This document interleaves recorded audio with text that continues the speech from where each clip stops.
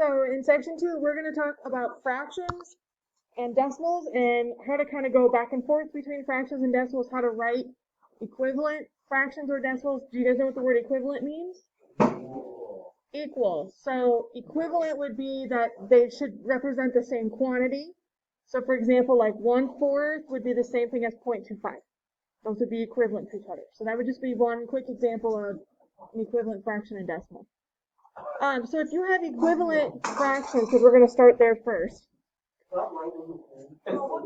that would be your family of fractions. So the first member is the fraction in lowest terms.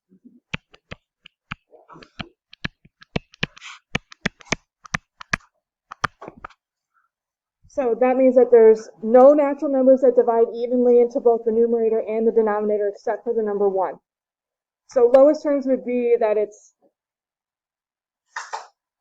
would be already reduced. So like 1/5, you can't take anything out of 1 and 5. If it was like 2/10 though, you would need to reduce that, because if it's a 2/10, you can take a 2 out of it. Other members of like the equivalent fractions there would be found by multiplying both the numerator and the denominator by the same number. So we're going to practice that first. So if they ask you to find fractions that would be equivalent to a fraction, so like this one wants us to find fractions that are equivalent to 1/2. We're going to take 1/2 and we're going to multiply by the same number on the top and the same number on the bottom. So I'm going to start by multiplying 2/2. I'm not going to do 1/1 because that wouldn't change the fraction at all. Remember, multiplying fractions, you multiply across the top and across the bottom. So 1 times 2 would be 2. 2 times 2 would be 4. So 2/4 would be equivalent. Now I know that it's not reduced, but that's kind of the point, is you're trying to find fractions that would reduce back down to 1/2. So another one, because we got to do 5 of these, would be 3 times, it would be 3/3 when you multiply, so you get 3/6. If I do 4/4, that would be 4/8. And then we just have to do 2 more, because they want 5 of them. So 5/5 would get you 5/10. And then 6/6 would be 6/12. And some of that, if you know how to do, like you don't have to show me that you're multiplying 2/2. You can just write the equivalent fraction. I'm just showing you how I'm getting them. Right, so these 5 numbers would be those equivalent fractions to 1/2, because they would all reduce to 1/2 if I undid what I just did. Okay, now if we need to change a fraction to an equivalent fraction with a specified larger denominator, so this would come into play like if you're adding or subtracting unlike fractions. You got to get your denominators to be the same. So in order to do that, you got to figure out like what would be the best maybe common denominator. If they're telling you like you already have a 3 and you got to get it to be a 12, then you need to multiply by whatever number would get you to 12. So this one says to divide the specified larger denominator by the original, multiply the original numerator and denominator by the quotient found in step 1. So let's just look at an example here. If they give us the fraction 5/8 and they want us to choose an equivalent fraction whose denominator is 32, we're changing that bottom number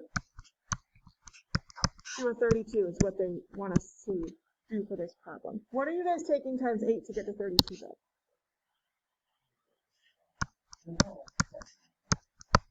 So what's 5 times 4 then? 20. So 20/32 would be an equivalent fraction.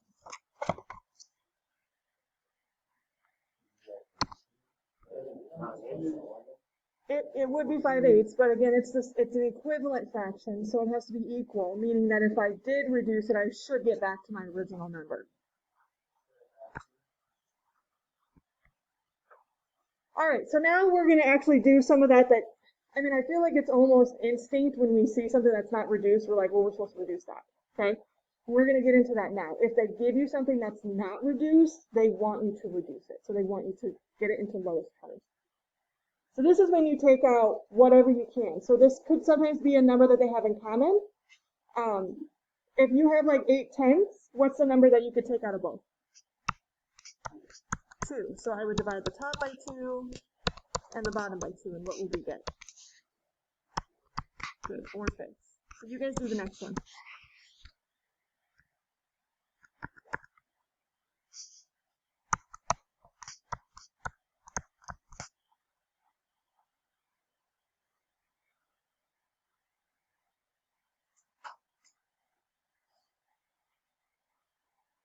So what are you guys taking out of both of those numbers? So what'd you get? Got 3/4.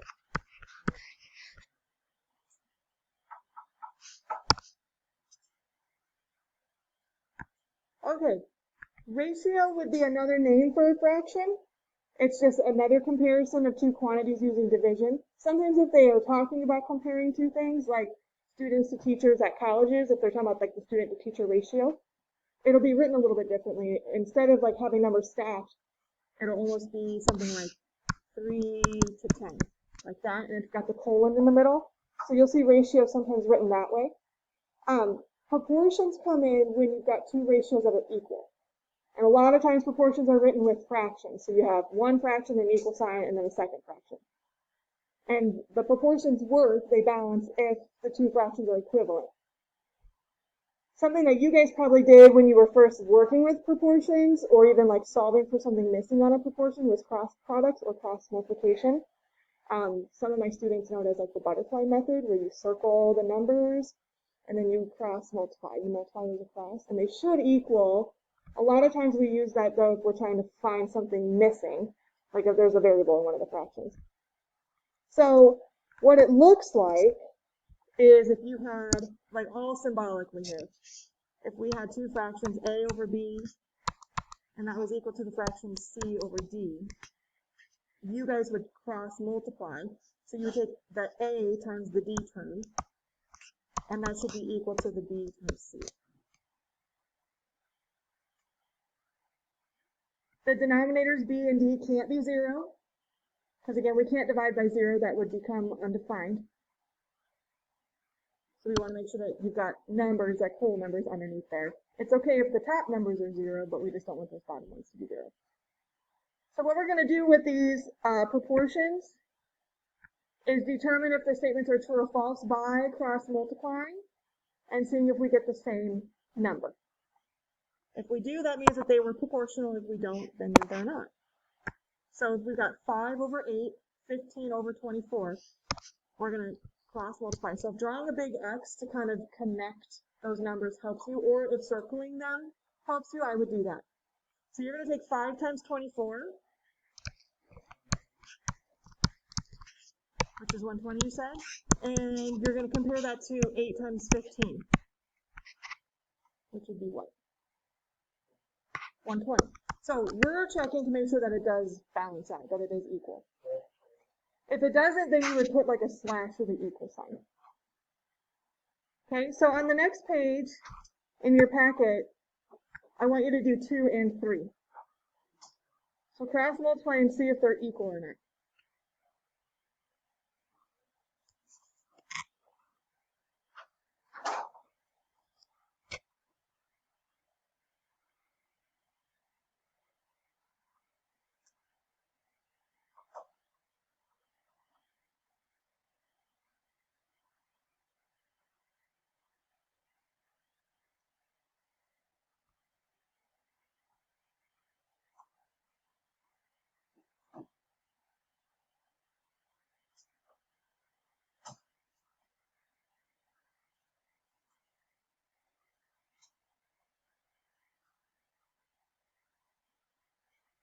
So for that first one, you cross multiply.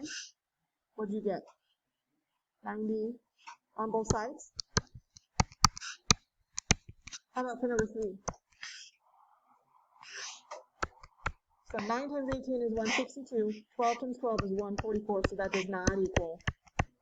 So put a slash with your equal sign, or you could write next to it like no, or doesn't work, not equal, or something like that if you wanted to specify that way. So sometimes we're going to have fractions that are written so that the top number is bigger than the denominator. That's called an improper fraction. And we can actually change those back to proper fractions, or we can change them to mixed numbers. Sometimes if the number on top is bigger, it divides perfectly with the bottom number. Other times it doesn't. And then we have to rewrite it as a mixed number. So you've got like a whole number portion and a fraction. That's kind of that, when we talked about long division, that remainder part is where that leftover fraction comes from. So in order to change this, if you can divide, divide. If you can't go in evenly, figure out how many times the bottom number can go into the top, and then figure out what's the remainder. What's the difference between the amount of whole times that it can go into that number and what's left. And then whatever's left, you put that over that number that you were dividing by. So this first one is 15 over 3. That can divide evenly, because what would be 15 divided by 3? 5. So we would just write 5 for this one. Now 28 over 8, that's not going to divide perfectly. How many whole times can 8 go into 28? 3, because 3 times 8 would be 24. So then what's left? 4. And we put that over 8. Well, how would we reduce 4 over 8 though? 1/2. That what you could have done before you did the whole dividing thing? 28 over 8 is not reduced. So what we could have done is taken out a 4 from both of these. And then you get 7 over 2, which would still be 3.5. So it still matches what I got there. So if you can reduce first, maybe do that, because then you're working with smaller numbers, especially if you've got really big numbers and you're trying to rewrite it. It's sometimes easier if you reduce first and then you get smaller numbers to work with.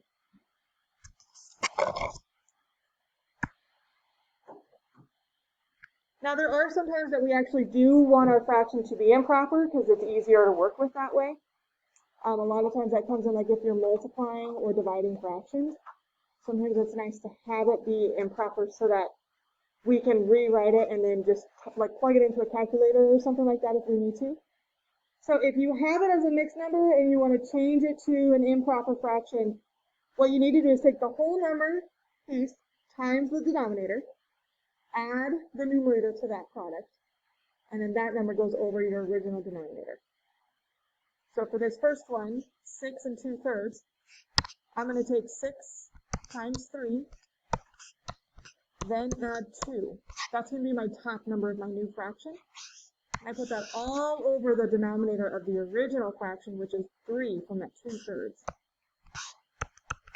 So 6 times 3 is 18, plus 2 would be 20. So our fraction would be 20/3.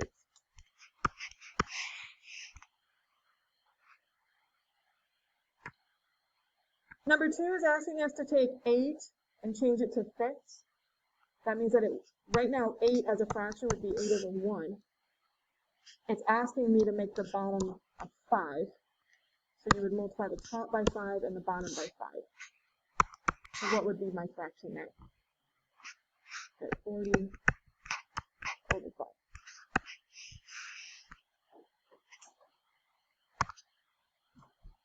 Okay, we're going to get into getting back and forth between fractions and decimals now.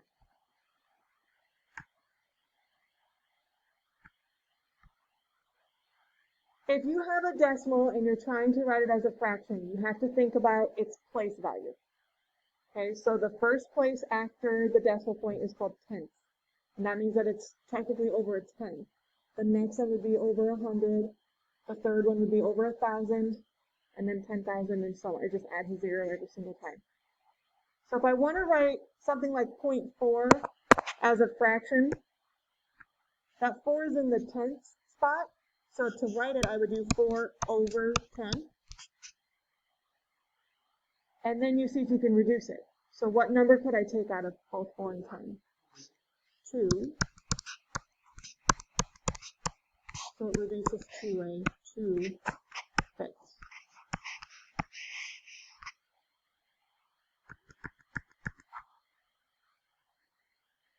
Okay, so this next one, you have 0.075. What number are we putting 75 over? Ooh, 100 or 1,000? Remember, the first place is 10, second is 100, this has 3, so it's 1,000. What number do you think we could take out? I think there's something bigger than 5. You could do 5, but then you have to reduce it again. 50 is not going to go to 75, but maybe 25 works. I heard someone say that. What's 75 divided by 25? 3, and 1,000 divided by 25? 40. Think about 100 divided by 25 would be 4. And this has got an extra 0, so it would be 40 instead of 4. Now, if you've got something like number 3, where you have a whole number and a decimal piece, you don't do anything to that 3. This 3 is going to stay the way it is. That's the whole number portion. Now, what do we do with 17? What number does that go over? 100. Okay? If they don't say to write it improper, you can leave it as a mixed number. If you needed to do something with it that would make it easier on you to make it improper, then you would want to do that work. But I'm just going to leave it right here for now.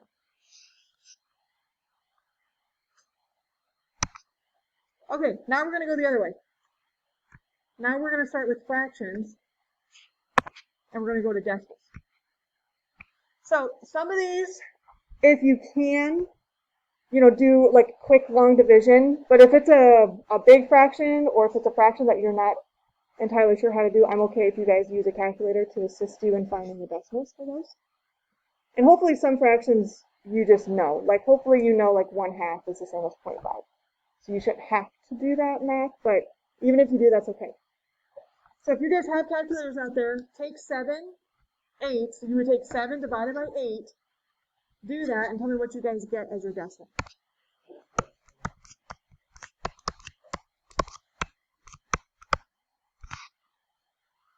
Okay, so for number 2, do the same thing, but they want you guys to round it to the nearest thousandth. That means 3 decimal places. So after the decimal point, you should have 3 numbers.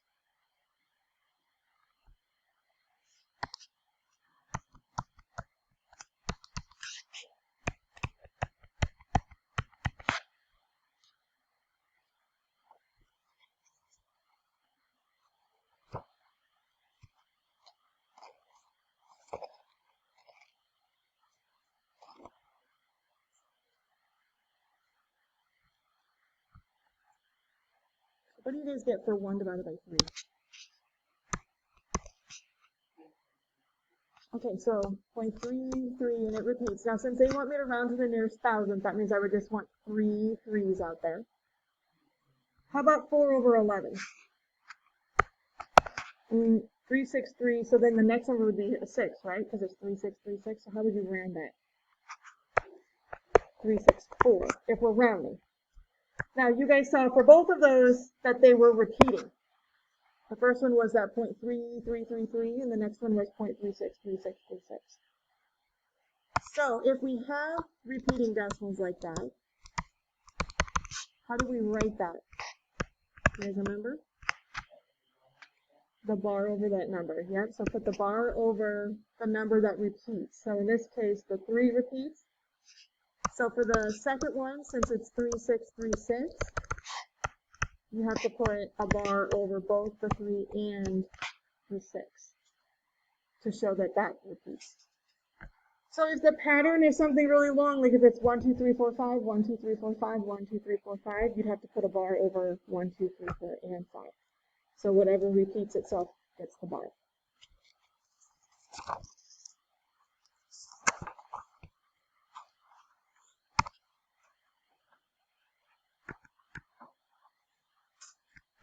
Okay, so if you have a mixed number and they want it written as a decimal, the first thing that you're going to probably want to do is pull that whole number piece off of the problem, because that's just going to sit in front. Just like we saw that one that was 3.17 earlier, we didn't do anything with the 3. The same thing happens here.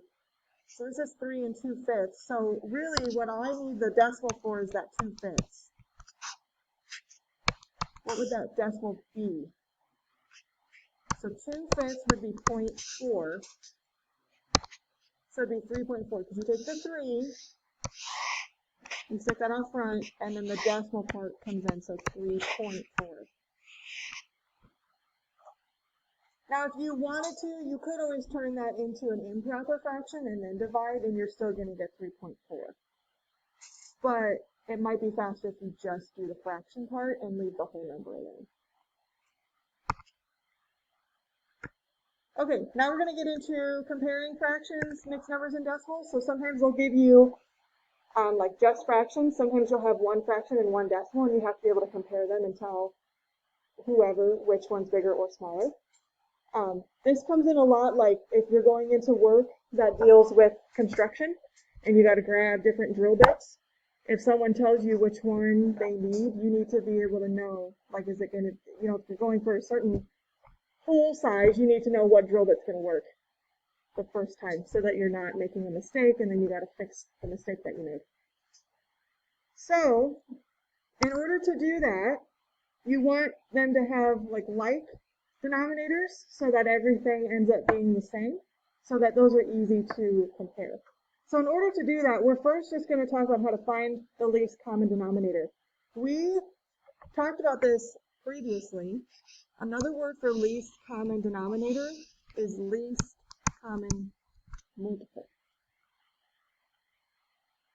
So we did this in the first section where we had to find LCM, and then we also did GCA.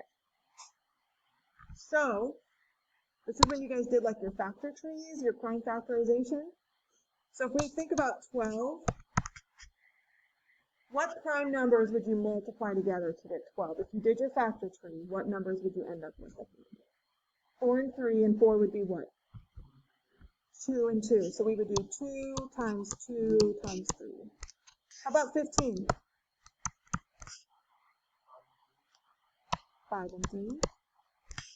And 8. Good, 3 2s. So if you don't remember from the first section, LCM, or this would be for your least common denominator, you take the most amount of times that you see a number occur in the factors. So for this one, the bottom has 3 2s, the top only has 2. We take the most amount that we see, so we're going to take all 3 of them. So all 3 of the 2s. The most amount of times I see a 3 is just one time, and I do need to take the 5 as well, because it does occur. So then we multiply those numbers together. So it'd be like 8 times 15 if you did this kind of combining of those numbers. You should get 120. That means that the smallest common denominator that those 3 fractions could have would be 120. So underneath that, in your guys' packet there, it talks about comparing them using the LCD, and it just kind of goes over that process that I just did with you guys. But we also did find least common multiple in section 1, and we did more examples of that if you don't remember how we got those numbers. You just factor tree them out, and then you grab the most amount of times that you see a certain number occur. So like that one had the 3 2s and then the 2 2s in the first number. You have to take all 3 because that's the most times it occurs. Okay, if they're asking me a question like number 1 here, which fraction's larger, 1/4 or 5/16? If you can't tell by just looking at it, take 1/4 and change that fraction so it has a 16 on the bottom. What would I multiply it by to get a 16 on the bottom? So now that fraction says 4/16. So is 4/16 or 5/16 going to be bigger? 5. So I would just put like a less than sign, or you can circle 5/16 and say that one's the bigger fraction.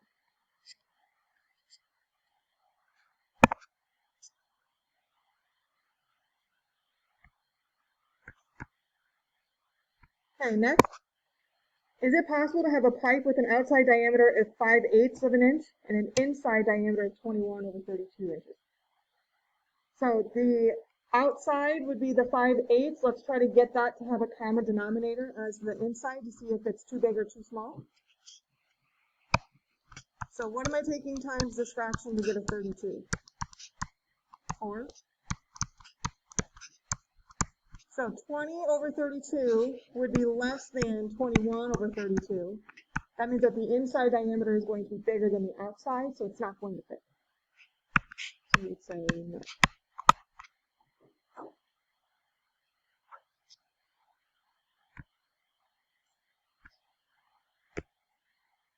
Okay, what would we do for this number 3? We're comparing 2 drill bits. We want to know which one's going to be the bigger hole. So what do you do to see which one's bigger? Okay. So what are you multiplying by?